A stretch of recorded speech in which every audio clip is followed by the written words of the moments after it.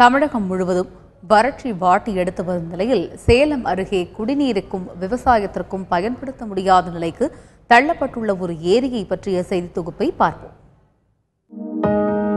சேலம் மாவட்டம் கொண்டலாம்பட்டி பகுதியை அடுத்துள்ளது காட்டூர் ஏரி. 70 ஏக்கர் பரப்பளவு கொண்ட இந்த ஏரி அந்த பகுதி மக்களின் குடிநீர் மற்றும் விவசாயத்தின் ஆதாரமாக விளங்கி வந்தது. ஒரு முறை நிரம்பினால் ஆண்டு முழுவதும் தண்ணீர் பிரச்சனை இல்லை என்றிருந்த நிலை இப்போது மாறிவிட்டது. ஏரியில் சாக்கடையும் சாயக்கழிவும் கலந்து மாசுபடுத்தி வருவதே இதற்கு காரணம். சாயக்கழிவு ஏரியில் கலந்து வருவதால் ஏரி தண்ணீர் மட்டுமன்றி நிலத்தடி நீரும் மாசடைந்துள்ளது.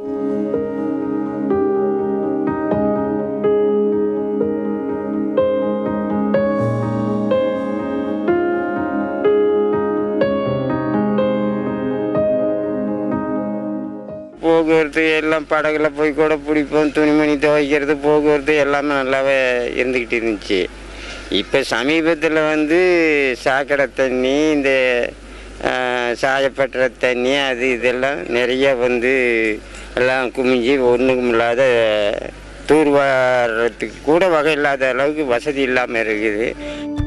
குடிநீருக்கு மட்டுமன்றி விவசாயத்திற்கும் பயன்படுத்த முடியாத நிலையில் ஏரி தண்ணீர் இருப்பதாக வேதனைப்படுகிறார்கள் விவசாயிகள். காட்டூர் ஏரி நீரை பயன்படுத்தி நெல், கரும்பு போன்ற பயிர்கள் விளைவிக்கப்பட்ட நிலங்களில் தற்பொழுது கால்நடை தீவனங்கள் மட்டுமே வளர்க்கப்பட்டு வருகின்றன.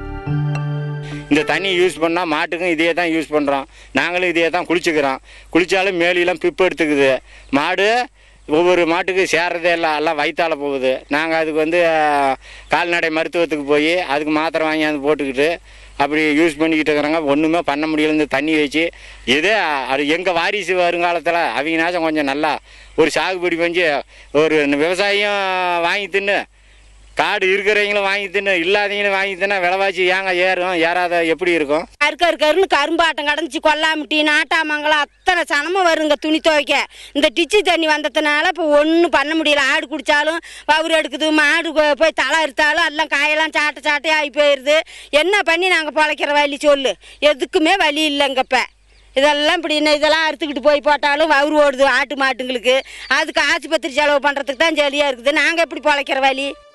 மாவட்ட நிர்வாகமும் மாசு கட்டுப்பாட்டு வாரியமும் ஏரியில் சாக்கடை மற்றும் சாயக்கழிவு கலப்பதை தடுக்க தவறிவிட்டதாக பொதுமக்களும் விவசாயிகளும் குற்றம் சாட்டியுள்ளனர்.